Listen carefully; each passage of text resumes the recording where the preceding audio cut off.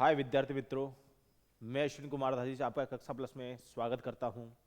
कक्षा प्लस के online platform में जो भी हमारा वीडियो देख रहे हैं उनका तहे दिल से स्वागत है। और इसके साथ साथ हमारी यही कामना है कि आपका जो है अध्यापक श्रेणी में पद पर चयन हुए, आप थर्ड ग्रेड के टीचर बने, फिर उसके बाद में सेकंड ग्रेड के बने। तो हमारी यही कामना है कि आप उत्तरोत्तर वृद्धि करें, उत्तरोत्तर ऊंचाइयां छुएं। तो जैसा कि मैंने आपको प्रीवियस क्लास में मैंने आपको बताया था, प्रीवियस जो अपना वीडियो था वो भाषा दक्षता का विकास था, फर्स्ट पार्ट था।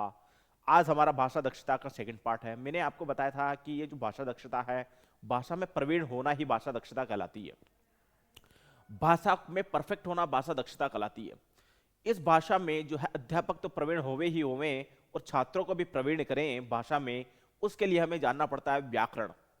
व्याकरण यदि अध्यापक को याद है, कंठस्थीकरण है, रटन विद्या क्लियर है वो व्याकरण, तो वो जो है अध्यापक सर्वश्रेष्ठ अध्यापक है। क्यों? क्योंकि जो है साहित्य तो क्या है कि व्याकरण से बनी है। व्याकरण सर्वोपरि है, सर्वशक्तिमान है, व्याकरण सर्वश्रेष्ठ है भाषा के अंदर। तो आज का टॉपिक भी हमारा यही कहता है कि भाषा में दक्ष बनना है। भाषा में दक्षता के लिए हमें क्या करना है? व्याकरण को क्लियरिटी चाहिए, व्याकरण में परफेक्ट होना चाहिए। उसी तरीके से हम भाषा में छात्रों को भी दक्ष करें, छात्रों को दक्षता प्रदान करें। तो छात्रों के लिए हमें व्याकरण उनको बतानी है।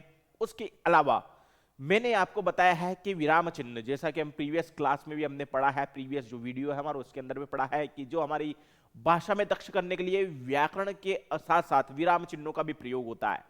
अब ये विराम चिन्ह होते क्या है वो आपको मैं बताना चाहता हूं। विराम चिन्ह होते हैं ठहरना। विराम का अर्थ होता है ठहरना। जहां पर हम ठहर रहे हैं वहां पर कोई ना कोई चिन्ह प्रयोग किया जाएगा। जिस जगह भी हम ठहर रहे हैं, शब्द वाक्य के अंदर जहां पर ठहर रहे हैं वहां पर एक चिन्ह का प्रयोग किया जाएगा। चाहे वो चिन्ह है वो सर्वोपरि है, क्योंकि ये जो व्याकरण के अंदर चिन्हों का बड़ा योगदान है। इन चिन्हों के द्वारा हम जो है कंप्यूटर को भी जान सकते हैं।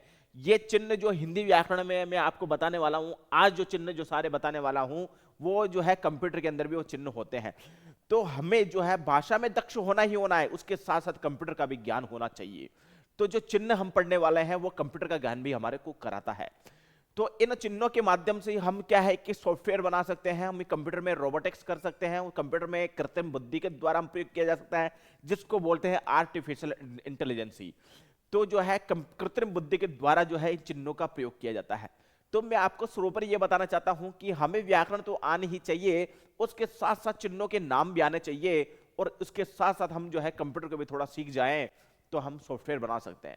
कंप्यूटर यदि किसी ने सीख लिया, कोई एक लैंग्वेज सीख ली कंप्यूटर की, हिंदी भाषा आती ही आती है, उसके साथ साथ एक कंप्यूटर लैंग्वेज सीख ली, तो वो सॉफ्टवेयर बना सकता है, आर्टिफिशियल इंटेलिजेंस कर सकता है, रोबोटिक्स का प्रयोग किया जा सकता है, एनएलपी कर सकता है। तो काफी सेक्टर बढ़ जाता है। तो व्याकरण का सेक्टर बहुत बड़ा है, बहुत विस्तृत सेक्टर है। तो व्याकरण में ही साहित्य की जो पार्ट है बुक बनाई जा सकती है। व्याकरण किसी को क्लियर है तो वो बुक का निर्माण भी कर सकता है, वो खुद ब खुद साहित्यिक बुक बना सकता है। तो इसलिए जो भाषा के अंदर साहित्य का योगदान कम होता है, व्याकरण का योगदान ज्यादा होता है। तो इसलिए भाषा के अंदर यदि प्रवीण होना है तो हमें व्याकरण आनी ही चाहिए, व्याकरण में प्रवीणता होनी चाहिए।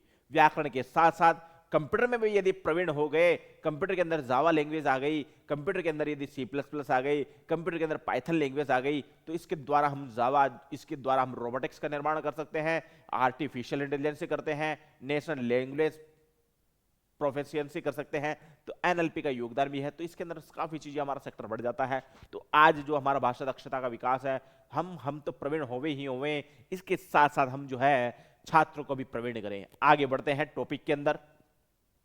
आज पार्ट सेकंड है, इसके अंदर हम बढ़ते हैं। बहुत बड़ा टॉपिक है, आज देख लेते हैं व्याकरण दक्षता में विराम चिन्ह। अब आते हैं विराम चिन्ह। अब देखिए विराम चिन्ह क्या होते हैं। अनुवाद दिया गया है कि विराम चिन्ह, शुद्ध लिखने में विराम चिन्हों का प्रयोग करना महत्वपूर्ण होता है। जैसे कोमा हमने लगाया है, पूर्ण विराम लगाया, अर्ध विराम, अनुस्वार आदि जो चिन्ह आते हैं वो विराम चिन्ह में माने गए हैं। विराम चिन्ह उसे कहते हैं जहां पर विराम का अर्थ होता ठहरना, जहां पर हम ठहर गए वहां पर किसी न चिन्ह का प्रयोग होगा ही होगा। यह हमारी हिंदी भाषा कहती है, यह हमारी हिंदी लैंग्वेज कहती है। इसलिए जो हमारी भाषा कह रही है, जहां पर हम रुक रहे हैं वहां पर एक चिन्ह का प्रयोग होगा ही होगा। इसलिए चिन्ह आपको जानकारी होना बहुत जरूरी है, इन चिन्हों का प्रयोग होना बहुत जरूरी है, क्योंकि इस चिन्हों के प्रयोग से हम विस्तृत अध्ययन कर सकते हैं, इन चिन्हों को याद करके विस्तृत अध्ययन कर सकते हैं। इसलिए हमें चिन्हों का जानकारी होना बहुत जरूरी है। जो चिन्ह मैं बताऊंगा आपको आगे, तो उन चिन्हों का प्रयोग होना बहुत जरूरी है। इसके अलावा बालकों को विराम चिन्हों का ज्ञान आवश्यक है। विराम का अर्थ होता है ठहरना, जैसा कि मैंने आपको बताया, विराम का अर्थ होता है ठहरना। अतः बालक को पता होना जरूरी है कि कहां विराम चिन्ह का प्रयोग हो रहा है। और शिक्षक का आदर्श क्या है, शिक्षक क्या होना चाहिए, कैसा होना चाहिए, तो वो बता रहे हैं शिक्षक एक आदर्श होना चाहिए। आदर्श भाषा के विकास के लिए शिक्षक का आदर्श एवं सभ्य होना बहुत जरूरी है। जैसा जैसे हम शिक्षक एक आदर्शवान होना चाहिए, एक सभ्यवान होना चाहिए। इस शिक्षक जो है सभ्यवान है, आदर्शवान है, तो छात्र उसका अनुकरण करेंगे, छात्र भी सभ्यवान बनेंगे, छात्र भी आदर्शवान बनेंगे। अतः शिक्षक आदर्श है तो छात्र जो बालक उसका अनुकरण करके अच्छे बन सकते हैं। इसलिए शिक्षक जो है आदर्शवान होना चाहिए, सभ्यवान होना चाहिए। सभ्यता भी जरूरी है। मुहावरे एवं लोकोक्तियां, अब आते हैं वीर, जो हमारा भाषा दक्षता में हमें मुहावरे भी याद होने चाहिए, लोकोक्तियां भी। भाषा विकास के लिए बालकों को मुहावरे लोकोक्तियां का ज्ञान परम आवश्यक है, कराना परम आवश्यक है। वाक्य संरचना, वाक्य की रचना क्या है, हम जो है वाक्य उसे कहते हैं दो या शब्दों के अधिक मेल को हम वाक्य कहते हैं। वाक्य का अर्थ निकलना चाहिए। वाक्य यदि सार्थक है तो वो वाक्य कहलाएगा, वाक्य यदि निरर्थक है तो वाक्य नहीं कहलाएगा। जैसा कि मैंने आपको बताया, वार्थक वाक्य होना चाहिए, एक सार्थक होना चाहिए, वाक्य एक सार्थक होना चाहिए, तभी वाक्य का प्रयोग होना बहुत जरूरी है। इसलिए वाक्य रचना हमारी भाषा शिक्षण का बहुत सर्वोत्तम अंग है। व्याकरण का सर्वोत्तम अंग भाषा होती है, क्योंकि व्याकरण का सर्वोत्तम अंग और भी है जो वाक्य होता है। जैसा कि मैंने आपको बताया कि व्याकरण के अंदर हमें वर्ण याद होना चाहिए, शब्द याद होना चाहिए, वाक्य याद होना चाहिए, वाक्यार्थ याद होना चाहिए, स्फुटवाद याद होना चाहिए, क्योंकि ये व्याकरण कोई छोटी मोटी चीज नहीं है, व्याकरण सर्वोपरि है। व्याकरण के द्वारा हम ईश्वर को जान सकते हैं, व्याकरण के द्वारा हम जीव जगत, सृष्टि प्रक्रिया, लय प्रक्रिया, जो भारतीय दर्शन में सारी चीजें दी गई है, ये व्याकरण के द्वारा जानी जा सकती है। व्याकरण छोटी मोटी नहीं है, इसके अंदर हम अपनी आत्मा को जान सकते हैं, हम हमारा शरीर क्यों धारण किया इसके विषय में जान सकते हैं, हम ईश्वर को जान सकते हैं। ये व्याकरण हमें बताती है। व्याकरण ही दर्शन का अभ्युत्तम पार्ट है, व्याकरण दर्शन का सर्वोत्तम पार्ट है। व्याकरण सर्वोपरि है। भाषा के अंदर यदि व्याकरण है तो उसकी नींव मजबूत है। व्याकरण के द्वारा साहित्यिक रचना खुद ब खुद हो जाती है, लेकिन व्याकरण बहुत कम व्यक्ति को याद होती है, क्योंकि व्याकरण यदि सटीक किसी को याद है तो वो उसको कहीं समस्या नहीं आएगी, क्योंकि व्याकरण यदि क्लियर है तो उसको आने वाले टाइम के अंदर समस्या नहीं आएगी, क्योंकि व्याकरण हमारे क्लियर होनी चाहिए। जो विराम चिन्ह मैं आपको आज बताने वाला हूं वो क्लियर होने चाहिए, लिपियां क्लियर होनी चाहिए। जो लिपि है, लिखने की विधि को हम लिपि कहते हैं, वो क्लियर होना चाहिए। वर्ण क्लियर होने चाहिए, शब्द सही होने चाहिए, हमारे वाक्य सही होने चाहिए और वाक्यार्थ हमारा सही होना चाहिए, तभी हम आगे सफल हो पाएंगे। यानी हम व्याकरण यदि याद है तभी सफल हो सकते हैं, व्याकरण यदि सही नहीं है तो हम असफल हैं। ये मान लीजिए 100 में से 100% आपको यदि भाषा में लाना है तो आपको व्याकरण याद होना बहुत जरूरी है। यदि आपको व्याकरण के कोई पाठ समझ में नहीं आ रहे या कुछ भी नहीं आ रहा है, आपको व्याकरण यदि याद नहीं है, तो आप ये समझ लीजिए आपके 100 में से 0 मार्क्स है, क्योंकि बिना व्याकरण के भाषा अधूरी है। आपको व्याकरण याद नहीं है तो समझ लीजिए 100 में से 0 याद है आपको, क्योंकि साहित्य तो कोई भी कर सकता है लेकिन व्याकरण कोई भी नहीं कर सकता, क्योंकि व्याकरण ही ऐसी चीज है जो साहित्यिक रचना बना देती है। इसलिए व्याकरण यदि आपको याद है, 100 में से 100 मार्क्स आपके क्लियर है, चाहे साहित्य का कोई भी क्वेश्चन आ जाए तो आप क्लियर कर सकते हैं, क्योंकि साहित्य पाठ हर कोई कर लेता है लेकिन व्याकरण पाठ हर एक के बस का रोग नहीं है। इसलिए व्याकरण याद होनी चाहिए, लिपियां याद होनी चाहिए, इसके अलावा विराम चिन्ह याद होने चाहिए। ये मूलभूत भाग है व्याकरण के, ये मूलभूत चीजें हैं, ये मूलभूत प्रकार है व्याकरण के जो हमारे को याद होने ही चाहिए, क्योंकि इनके बिना हमारी किताबें अधूरी है, साहित्यिक रचनाएं अधूरी है, जितनी भी चीजें बनी है सब अधूरी है। इसलिए व्याकरण सर्वोपरि है, व्याकरण हमें पूरी याद होनी चाहिए, तभी हम सफल है, नहीं तो फिर असफल है। क्योंकि व्याकरण यदि याद नहीं है तो असफलता मिलेगी, व्याकरण याद है तो हमें सफलता मिलेगी, हम सफल होंगे, 100 में से 100 मार्क्स हमारे आएंगे। आगे बढ़ते हैं वाक्य रचना के अंतर्गत कि सार्थक शब्दों का व्यवस्थित समूह वाक्य कहलाता है। जैसा कि मैंने आपको बताया कि सार्थक शब्द होने चाहिए वाक्य रचना के लिए, वाक्य बनाने के लिए सार्थक शब्दों का होना बहुत जरूरी है, तो ही वो वाक्यार्थ है, वाक्य है। यदि वाक्य शब्द निरर्थक है तो वो वाक्य निरर्थक है। इसलिए शब्दों का क्लियरिटी होना बहुत जरूरी है। शब्दों का सार्थक समूह वाक्य कहलाता है, इसलिए शब्दों का सार्थक होना बहुत जरूरी है। विशिष्ट क्रम में से संयोजित ऐसे सार्थक पदों का समूह है जिनमें परस्पर योग्यता, आकांक्षा और सन्निधि, जैसा कि मैंने बताया वाक्य के भी ये पार्ट है, योग्यता होनी चाहिए शब्दों के अंदर आकांक्षा होना चाहिए, शब्दों के अंदर सन्निधि होनी चाहिए, तो ये होना बहुत जरूरी है, नहीं तो वो वाक्य गलत माना जाता है। तो ये जो चीजें हैं हमारे लिए, योग्यता, आकांक्षा, सन्निधि, हमारे वाक्य के अंदर सर्वोत्तम अंग है, सर्वोत्तम चीज है। तो इन आकांक्षा, योग्यता और सन्निधि को हमें क्लियर करना चाहिए। आगे हम बढ़ते हैं। इस प्रकार वाक्य कि पूर्णता के लिए योग्यता, आकांक्षा और सन्निधि का होना बहुत जरूरी होता है। भाव और विचारों की स्पष्टता और संप्रेषणीयता को शुद्ध वाक्य रचना पर ही निर्भर है। तो इसलिए वाक्य रचना में आकांक्षा, योग्यता, सन्निधि का होना बहुत जरूरी है। तो इसलिए वाक्य रचना में हमें आकांक्षा डालनी है वाक्य के अंदर। यदि कोई आकांक्षित वाक्य है तो वह समझ लीजिए वाक्य सही है। कोई वाक्य सन्निधि है, किसी शब्दों के अंदर निकटता है, ज्यादा निकट भी नहीं, ज्यादा दूर भी नहीं, तो वह शब्द सार्थक है। योग्यता होनी चाहिए। अब आता है योग्यता। वाक्य में योग्यता होनी चाहिए, कोई ना कोई एबिलिटी होनी चाहिए, उसमें योग्यता होनी चाहिए। योग्यता उसके अंदर है तो वाक्य कहलाएगा। इसका मतलब यह है कि वाक्य के 3 पार्ट हो गए, योग्यता, आकांक्षा और सन्निधि। इस प्रकार से उद्देश्य क्या है भाषा दक्षता के, भाषा में प्रवीणता के, छात्रों को प्रवीण करना है, उसका उद्देश्य क्या होता है? हम तो प्रवीण होवे ही होवे, हम छात्रों को भी प्रवीण करें। हमें व्याकरण का ज्ञान होना चाहिए और छात्रों को भी व्याकरण का ज्ञान कराएं। हमें लिपियों का ज्ञान होना चाहिए, छात्रों को भी लिपियों का ज्ञान होना चाहिए। और हमें जो है विराम चिन्हों का ज्ञान हो, हम छात्रों को भी विराम चिन्ह का ज्ञान करावें। तो उद्देश्य क्या है? एक तो हमें शुद्ध हिंदी का वाक्य रचना का ज्ञान कराएंगे, वाक्य के अंग का ज्ञान कराएंगे, पद क्रम बताएंगे और वाक्यों के प्रकार बताएंगे। ये हमारा उद्देश्य है, ये हमारी भाषा दक्षता का उद्देश्य है, भाषा प्रवीणता का उद्देश्य है। ये हमारी भाषा प्रवीणता का बहुत बड़ा उद्देश्य है। इसके अंदर हमारा जो उद्देश्य होता है, जो लक्ष्य होता है, यही है कि हम छात्रों का प्रवीण करें, छात्रों को हर चीज बतावे, व्याकरण का ज्ञान देवे, लिपियों का ज्ञान देवे, इसके अलावा विराम चिन्हों का भी ज्ञान देवे, क्योंकि बिना विराम चिन्ह के व्याकरण अधूरी है। बिना विराम चिन्ह के प्रयोग से व्याकरण भी अधूरी है। व्याकरण को पूर्ण करना है तो विराम चिन्हों का प्रयोग होना बहुत जरूरी है। बिना विराम चिन्हों के हर चीज अधूरी होती है। तो आगे बढ़ते हैं। इसी क्रम में वाक्य रचना के अनेक अवसर प्राप्त होते हैं। जैसे वाक्य रचना में गद्य पाठ को शिक्षण के समय रचना प्राप्त होती है, रचना शिक्षण के समय वाक्य रचना को पता लगता है, व्याकरण शिक्षण के समय वाक्य रचना का पता लगता है, सह शैक्षणिक कार्यक्रमों के लिए वाक्य का पता रचना, वाक्य विश्लेषण के समय वाक्य रचना का पता चलता है। तो ये जो है अनेक अवसर हमें प्राप्त होते हैं व्याकरण ज्ञान करने के लिए। हम गद्य पाठ पढ़ाएंगे तो व्याकरण ज्ञान करने के लिए अनेक अवसर है।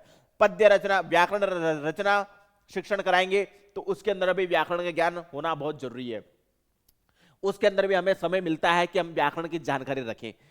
व्याकरण शिक्षण के समय व्याकरण का ज्ञान होगा ही होगा। सह शैक्षणिक कार्यक्रमों के समय भी हम व्याकरण का ज्ञान करावें। सह शैक्षणिक कोई कार्यक्रम है, सह शैक्षणिक बोलते हैं को एजुकेशन, जिसके अंदर बोलते हैं कि छात्र और छात्राएं दोनों का साथ पढ़ाई होना। एक होती है स्कूल सह शैक्षणिक, एक होती है शैक्षणिक, एक होती है स्कूल होती है जो बालकों की स्कूल होती है, एक होती है बालक और बालिकाओं की, जिसके अंदर दोनों का अध्ययन होता है। एक कक्षा के अंदर छात्र और छात्राएं दोनों बैठते हैं, उसके अंदर जो अध्ययन सह शैक्षणिक कहलाता है। वाक्य विश्लेषण के समय हम जो है व्याकरण का ज्ञान करावें। हम जो है उसके अंदर बहुत अवसर मिलते हैं, हमारे को व्याकरण ज्ञान कराने के बड़े अवसर है। हमें रचना में अवसर मिल रहा है, हमें रचना के बाद हमें गद्य पाठ में अवसर मिल रहा है, हमें पद्य पाठ में अवसर मिल रहा है। तो हमारे पास बहुत अवसर है, व्याकरण को जानने के बहुत अवसर है। लेकिन हम उन व्याकरण को जाने, क्योंकि बिना व्याकरण के शब्द और वाक्य अधूरे हैं। इसलिए हम गद्य पाठ पढ़ाते समय अवसर मिल रहे हैं व्याकरण ज्ञान कराने की, पद्य पाठ पढ़ाते समय व्याकरण के अवसर मिल रहे हैं हमारे को, और रचना भाग पढ़ाने के लिए व्याकरण के अवसर मिल रहे हैं। यानी हम कुछ भी पढ़ाएंगे तो व्याकरण के अवसर, व्याकरण को जानने के अवसर हमारे को मिलते ही रहते हैं। लेकिन फिर भी हम व्याकरण में अधूरे रहते हैं, क्योंकि व्याकरण अथाह है। कितने पर्यायवाची याद कर लेंगे, 1000 कर लेंगे, 2000 कर लेंगे, पर्यायवाची की संख्या नहीं है। विलोम चिन्ह इतने हैं कि पूछिए मत आप, विलोम चिन्ह भी बहुत है। तो हमारी वोकेबलरी जितनी बढ़ेगी उतने ही हम व्याकरण में परफेक्ट होंगे। लेकिन वोकेबलरी बढ़ाने के पहले हमारे पास व्याकरण की सर्वोत्तम संधि, समास, कारक, प्रत्यय, उपसर्ग इत्यादि चीजों की भी जानकारी होना बहुत जरूरी है। ये शॉर्ट में हमें जानकारी कर ले में, फिर उसके बाद हम लिपियों की जानकारी करेंगे, विराम चिन्हों का प्रयोग याद करें। तो इसलिए व्याकरण बहुत बड़ा विस्तृत अध्ययन है, क्योंकि व्याकरण से हम साहित्यिक रचना कर सकते हैं। जितने भी साहित्यकार हुए हैं उन्होंने व्याकरण याद थी, इसलिए उन्होंने साहित्यिक रचना करी है। जितने भी प्रवर्तक हैं उनको व्याकरण याद थी, इसलिए साहित्यिक रचना करी है। जितने भी लेखक हैं उनको व्याकरण याद थी, इसलिए साहित्यिक रचना करी है। तो इसलिए हमारा सर्वोत्तम अंग भाषा दक्षता का विकास, हमें व्याकरण में परिपूर्ण होना है, व्याकरण में परफेक्ट होना है, व्याकरण में दक्ष होना है। तो भाषा दक्षता भी ये कहती है कि हमें व्याकरण में प्रवीण होना चाहिए, विराम चिन्हों का प्रयोग हमें याद होना चाहिए। बार बार विराम चिन्हों का मैं प्रयोग में बता रहा हूं कि विराम चिन्ह छोटी मोटी चीज नहीं है। कंप्यूटर के अंदर भी विराम चिन्हों का बड़ा प्रयोग होता है, विराम चिन्ह का योगदान बहुत बड़ा है। बिना विराम चिन्ह के कंप्यूटर भी अधूरा है।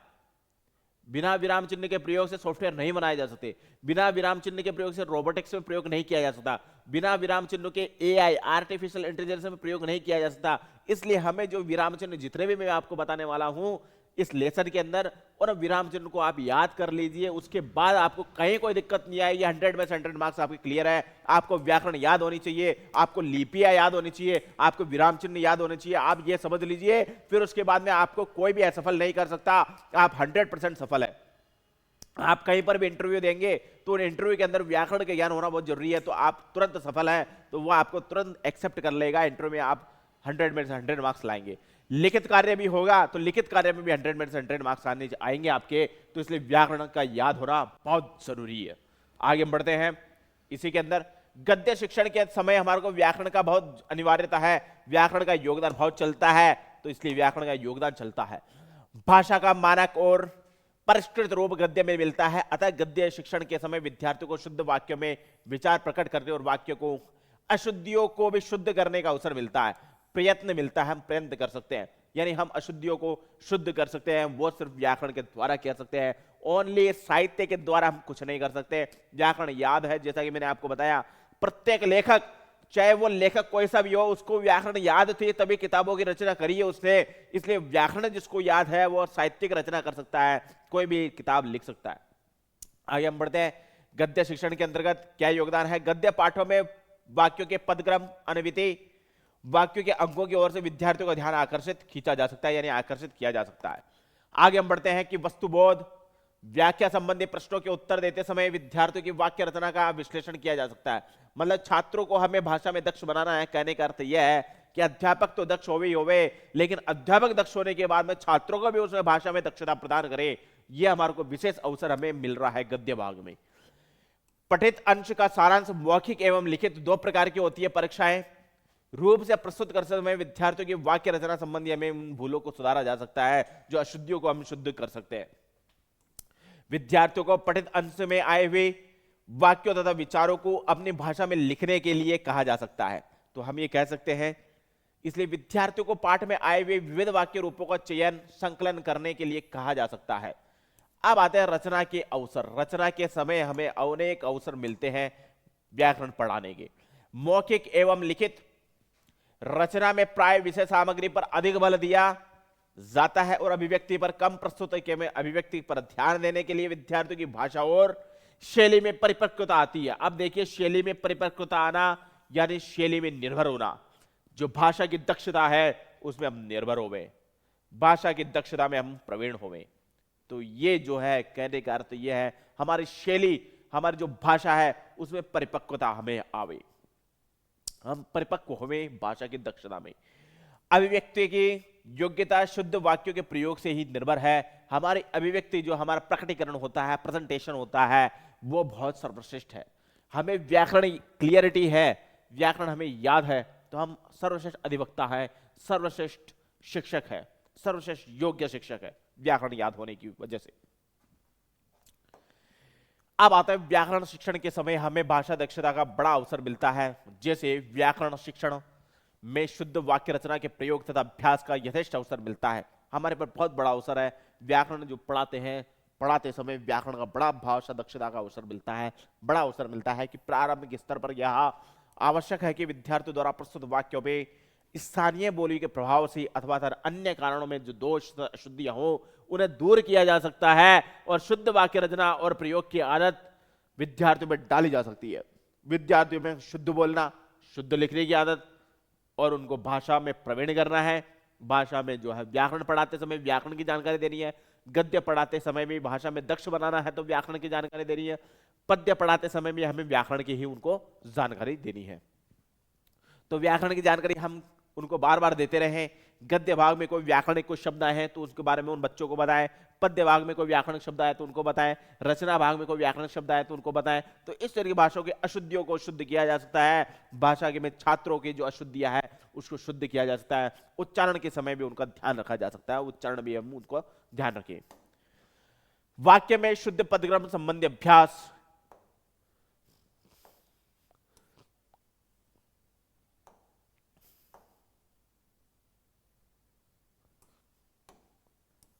वाक्य में शुद्ध पदक्रम संबंधी अभ्यास सकते हैं। मिश्र वाक्य विविध रूपों में रचना के अभ्यास, कालक्रम पर द्वारा वाक्य रूपांतरण, कर्ता तथा कर्म के समय परिवर्तन, संयुक्त क्रियाओं के प्रयोग में और दिए गए शुद्ध वाक्यों को शुद्ध करने के प्रयोग में।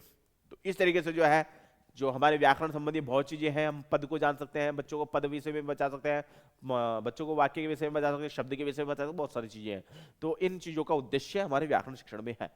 अब आते हैं अर्थ की दृष्टि से अस्पष्ट तथा दोषपूर्ण वर्ण को शुद्ध करने का अभ्यास कराना, शब्दों में एकवचन तथा एकवचन से बहुवचन में परिवर्तन करना या बहुवचन से एकवचन में परिवर्तन करने का अभ्यास उनको कराना है। यह हमारे को व्याकरण बताती है कि हम यदि उनको कोई वाक्य बना रहे हैं, उनको कहते हैं बहुवचन में बनाओ आप ये वाक्य, एक वचन को बहुवचन में बदल दो। फिर हम बच्चों को केवल दक्ष बनाने के लिए उनको केवल बहुवचन का जो वाक्य आपने बनाया है उसको एक वचन में बदल दो। इस तरह का जो स्थानांतरण है वो ये बहुत जरूरी है, स्थानांतरण भी उन बच्चों को आना चाहिए। अब आते हैं वाक्य विश्लेषण। वाक्य विश्लेषण क्या है? बहुत इंपॉर्टेंट टॉपिक है वाक्य विश्लेषण, बहुत जरूरी टॉपिक है। वाक्य विश्लेषण में हमें बच्चों को भी दक्ष बनाना है। वाक्य विश्लेषण का तात्पर्य है कि वाक्य पदों एवं पदक्रमों पदबंधों को पृथक पृथक करना, व्याकरणिक दृष्टि से पारस्परिक संबंधों को बताना, इन पदों एवं पदबंधों को पृथक पृथक करने की प्रक्रिया को वाक्य संरचना समझने में सहायता मिलती है। तो हम जो है वाक्य विश्लेषण करेंगे तो वो कैसे कर लेंगे? पदबंधों को हमें पृथक पृथक करना है। कोई पदबंध आए हुए हैं तो उनको संधि के समान अलग अलग करना है, ये समास के अकॉर्डिंग अलग अलग करना है, जिस तरीके से कर सकते हैं। कारक का हमें ध्यान रखना है। तो काफी चीजें हैं जो वाक्य विश्लेषण के अंतर्गत हमें काम में आती है। इनमें वाक्य के विभिन्न घटकों, उद्देश्यों को, विधेय के परस्पर संबंध, वाक्य में उनके सही क्रम का ज्ञान प्राप्त होता है। सरल वाक्यों के विश्लेषण में उद्देश्य के अंतर्गत कर्ता और कर्ता का विस्तार बताया जाता है और विधेय में क्रिया और क्रिया का विस्तार बताया जाता है, कर्म या कार्य का विस्तार बताया जाता है। तो ये जो चीजें हैं, एक तो विधेय और एक उद्देश्य। उद्देश्य विधेय दो प्रकार के होते हैं। उद्देश्य में लक्ष्य का ध्यान रखना पड़ता है, विधेय में हमें क्रिया का ध्यान रखना पड़ता है। उद्देश्य में हमें कर्ता का ध्यान रखना पड़ता है, विधेय में हमें कर्म और क्रिया का ध्यान रखना है। तो उद्देश्य विधेय दो टॉपिक हो गए इसमें। एक तो होता है उद्देश्य जो होता है कर्ता, जो खुद करता है, स्वयं परफेक्टता है, और एक होता है विधेय। विधेय में हो जाता है क्रिया कर्म जो कर्ता कर रहा है, क्रिया कर्म जो वाक्य में आ रहे हैं। उद्देश्य विधेय वो होता है, उद्देश्य जो चीज है हम कर्ता में ध्यान रखें और विधेय जो है हमें क्रिया कर्म का ध्यान रखना। तो ये जो जो चीजें हैं हमें बताना है। जैसे उदाहरण मैंने आपको दिया है कि ये हो गया राम विद्यालय जाता है, तो राम हो गया कर्ता, विद्यालय और जाता है हो गया विधेय। तो इन चीजों का हमें ध्यान रखना पड़ता है कि उद्देश्य और विधेय क्या है। उद्देश्य और विधेय हमें वाक्य में होते ही होते हैं। हर वाक्य कोई बनाया जाएगा उसमें कोई ना कोई उद्देश्य होगा, उद्देश्य जो लक्ष्य है उसका कोई ना कोई विधेय होगा, यानी वो जो कर्म कर रहा है, कार्य कर रहा है, वो कोई ना कोई होगा। तो करता ही कर्म करता है, कार्य करता है, तो कर्ता स्वरूप ही है, वो उद्देश्य हो गया। और कर्म और क्रिया जो हो गई वो विधेय हो गया। तो इसलिए उद्देश्य विधेय की बहुत जरूरत होती है। इसलिए कर्ता ही उद्देश्य है और विधेय जो है क्रिया और कर्म होती है। आगे बढ़ते हैं इस टॉपिक के अंदर। संयुक्त वाक्य के विश्लेषण से मुख्य उपवाक्य, आश्रित वाक्य के प्रकार और समुच्चय बोधक अव्यय बताए जाते हैं। फिर प्रत्येक उपवाक्य का विश्लेषण सरल वाक्य की भांति किया जाता है। वाक्य विश्लेषण सिखाने के लिए व्याकरण शिक्षण में यह अवसर मिलता है। ध्यान रखना, वाक्य विश्लेषण हम केवल एनालिसिस किसके द्वारा किया जा सकता है? जो विश्लेषण कर रहे हैं सिंटैक्स का, यानी वाक्य का विश्लेषण कर रहे हैं, सिंटैक्स एनालिसिस कर रहे हैं, तो वाक्य विश्लेषण यदि हम कर रहे हैं तो व्याकरण के द्वारा हो सकते हैं, बिना व्याकरण के कुछ नहीं हो सकता। इसलिए व्याकरण के द्वारा ही वाक्य विश्लेषण कर सकते हैं। इनके शिक्षण में आगमन विधि का प्रयोग किया जाता है। आगमन किसे कहते हैं? पहले हमें उदाहरण बताना है, फिर नियम बताना है। आगमन, उदाहरण से नियम की ओर, नियम की ओर, ये हो गया आगमन विधि का। आगमन विधि बहुत उपयोगी सिद्ध होती है। इसमें पहले उदाहरण देकर तथा बाद में नियम बताकर व्याकरण के नियमों को हम बता सकते हैं। वो भाषा में दक्ष हम बच्चों को प्रवीण कर सकते हैं। हम जितने उदाहरण देंगे बच्चे बहुत प्रवीण होंगे, बच्चे बहुत खुश होते हैं। उदाहरण के माध्यम से हम समझा सकते हैं व्याकरण को। तो ये आगमन विधि का सर्वोत्तम प्रयोग होता है। विराम चिन्हों का प्रयोग, जैसे मैंने आपको बताया, विराम चिन्ह को छोटे मोटे चिन्ह नहीं है। व्याकरण जो है, व्याकरण में विराम चिन्हों का बड़ा योगदान है। इस योगदान के अंदर हमें विराम चिन्हों की जानकारी होना बहुत जरूरी है, क्योंकि विराम चिन्ह कंप्यूटर में आती है और कंप्यूटर के अंदर हमें नॉलेज बहुत जरूरी है। कंप्यूटर में कोई सॉफ्टवेयर बनाना है तो विराम चिन्हों का प्रयोग अधिकतर होता है। कंप्यूटर में यदि प्रोग्रामिंग भाषा बनानी है उसमें विराम चिन्ह का प्रयोग होता है। कंप्यूटर में यदि आर्टिफिशियल इंटेलिजेंस को समझना है उसमें विराम चिन्ह का प्रयोग होता है। कंप्यूटर में रोबोटिक्स का प्रयोग करना है तो विराम चिन्ह का प्रयोग। तो विराम चिन्ह बहुत बड़ा टॉपिक है व्याकरण के अंदर। व्याकरण तो है ही है, लेकिन प्लस में उसके विराम चिन्ह जो आते हैं वो हमारे कंप्यूटर के अंदर आते हैं। जितने भी विराम चिन्ह का प्रयोग होगा कंप्यूटर के अंदर होगा, जितने भी व्याकरण का प्रयोग होगा कंप्यूटर के अंदर, जितने भी लिपियों का प्रयोग होगा कंप्यूटर के अंदर होगा। तो व्याकरण, लिपि और विराम चिन्ह, ये तीनों ही भाषा के अंदर मूलभूत इकाई है, भाषा के मूलभूत तत्व है। इन तत्वों की जानकारी हमें बहुत जरूरी है। ये तत्व हमें याद है तो हम कहीं पर भी नहीं अटकेंगे। किसी भी साक्षात्कार में हमारा चयन हो जाएगा, किसी भी परफेक्ट जगह हम जाएंगे तो वहां पर व्याकरणिक क्वेश्चन ज्यादा पूछे जाएंगे और व्याकरण के प्रभाव से हम वहां पर जो है सिलेक्शन हो सकता है। तो आगे हम बढ़ते हैं विराम चिन्हों के अंदर। जैसा कि मैंने बताया कि विराम चिन्ह बड़ा योगदान है। तो विराम चिन्ह कहते हैं कि लिखित भाव को और विचारों को प्रकट करने के लिए वाक्यों में जिन चिन्हों का प्रयोग किया जाता है उन्हें विराम चिन्ह कहते हैं। विराम चिन्ह का शाब्दिक अर्थ होता है ठहरना। जैसे हम कोई वाक्य बोल रहे हैं, वहां पर रुक रहे हैं, तो वहां पर कोई ना कोई विराम चिन्ह होगा। विराम का अर्थ होता है ही ठहरना, विश्राम करना। जैसे कोई व्यक्ति थक गया है भाग दौड़ करके तो वो ठहर जाता है, तो वहां पर जो पूर्ण विराम भी लग सकता है, अल्प विराम भी लग सकता है, अर्ध विराम भी लग सकता है, कोई ना कोई विराम चिन्ह का प्रयोग वहां पर होगा ही होगा, क्योंकि वहां पर ठहर रहा है। वाक्य में भी ऐसा ही प्रयोग है कि वाक्य में यदि कहां पर ठहर रहे हैं, कहीं पर रुक रहे हैं, तो वहां विराम चिन्ह का प्रयोग होना अति आवश्यक है। तो लेखक लिखते समय अपने भावों एवं विचारों को सुगम और सुबोध बनाने के लिए विराम चिन्ह का प्रयोग करता है और इसकी वाक्य रचना भावाभिव्यक्ति से स्पष्टता आ जाती है। जिस प्रकार बोलने में, प्रश्न करते समय, आदेश देते समय, संबोधित करते समय, विस्मय प्रकट करते समय, वाणी में उतार चढ़ाव, बल, उच्च, भेद आगे स्वर का सहारा लेते हैं, उसी प्रकार लेखन में भी अपने भाव प्रकाशन के लिए विराम चिन्ह का प्रयोग करते हैं। जिस प्रकार हम विस्मय कर रहे हैं, वाणी में उतार चढ़ाव कर रहे हैं, भेद का स्वर का सहारा ले रहे हैं, उसी प्रकार हम लेखन में भी विराम चिन्ह का प्रयोग करते हैं। लिपि में यदि कोई लिपि जाननी है, कोई देवनागरी लिपि जाननी है, चाहे कोई सी भी लिपि हो, पंजाबी हो, गुरमुखी हो, जो भी लिपि हमें जाननी है, तो उसके अंदर विराम चिन्ह का प्रयोग होता बहुत जरूरी है। विद्यार्थियों को इन विराम चिन्हों के प्रयोग में भली भांति अवगत कराया जाता है। तो हमें जो है अध्यापक को चाहिए कि अध्यापक सबसे पहले व्याकरण जाने, व्याकरण के बाद अध्यापक लिपियों को जाने, लिपियों को जानने के बाद अध्यापक को विराम चिन्हों का प्रयोग जाने, ताकि हम तो दक्ष बने ही बने, उसके साथ साथ हम विद्यार्थियों को भी दक्ष कर सके, विद्यार्थियों को प्रवीण कर सके। भाषा के अंदर, भाषा के अंदर प्रवीणता लानी है तो विद्यार्थियों को पूर्ण दक्ष बनाना है। हिंदी भाषा में प्रचलित कुछ विराम चिन्ह है, जैसे पूर्ण विराम का प्रयोग ये वाला है। पूर्ण विराम ऐसे लगता है, ये सभी चिन्ह है, इन चिन्हों ये चिन्ह हो गए, ये यहाँ पर जितने भी चिन्ह दिए गए हैं ये सिंबल्स है, यानी चिन्ह है। ये जो है सिंबल, ये चिन्ह है जिसको बोलते हैं सिंबल्स। तो ये जो चिन्ह है, विस्मयादि बोधक ये वाला चिन्ह है। अर्ध विराम मैंने बता ही दिया, विस्मयादि बोधक ये वाला होता है। योजक वाला चिन्ह ऐसा होता है, प्लस पॉइंट में होता है योजक। कोष्टक ऐसे होता है, कोष्टक का चिन्ह ये है। हंस पद ऐसे होता है, जो नीचे ट्रक है, ऐसे चिन्ह होता है। आगे बढ़ते हैं, अल्प विराम, अल्प विराम का ऐसे चिन्ह होता है, अल्प विराम, अल्प विराम का चिन्ह ये वाला आपको मैंने बता दिया। प्रश्न सूचक इस प्रकार का चिन्ह होता है। डैश इस प्रकार का चिन्ह होता है। उद्धरण चिन्ह, इन्वर्टेड कोमा का होता है। विवरण चिन्ह ऐसा होता है। ये सब सिंबल्स है, यानी चिन्ह है। चिन्हों का प्रयोग हमें याद होना बहुत जरूरी है। चिन्ह का प्रयोग हमें याद होना बहुत जरूरी है। बिना चिन्हों के प्रयोग से हम कुछ भी याद नहीं कर सकते। हमें चिन्हों की जानकारी है तो हम सब कुछ कर सकते हैं। जैसा कि मैंने आपको ये सारी चीजें बताई है, चिन्हों का प्रयोग मैंने बताया है कि अल्प विराम क्या होता है, हंसपद क्या होता है, पूर्ण विराम क्या होता है, और कोमा क्या होता है। ये सारे चिन्ह जो सारी चीजें, कोष्टक क्या होती है, और इन्वर्टेड कोमा क्या होता है, ये सभी जो है विराम चिन्हों के नाम है। इन्हीं विराम चिन्हों का जो सिंबल्स है, इनको आपको याद करना है। ये जो सिंबल्स जो दिए गए हैं, इनको आपको याद करना है, क्योंकि ये जो सिंबल्स है आपको याद होंगे तो आप कंप्यूटर में प्रयोग कर सकते हैं, आप कंप्यूटर की जानकारी ले सकते हैं। क्योंकि बिना विराम चिन्ह के कंप्यूटर वाक्य सेंटेंस लेता नहीं है। विराम चिन्हों की बिना बिना विराम चिन्हों के प्रयोग से कंप्यूटर समझता भी नहीं है। कंप्यूटर को यदि समझना है, कंप्यूटर को यदि जानना है, तो विराम चिन्ह के द्वारा ही हम जान सकते हैं।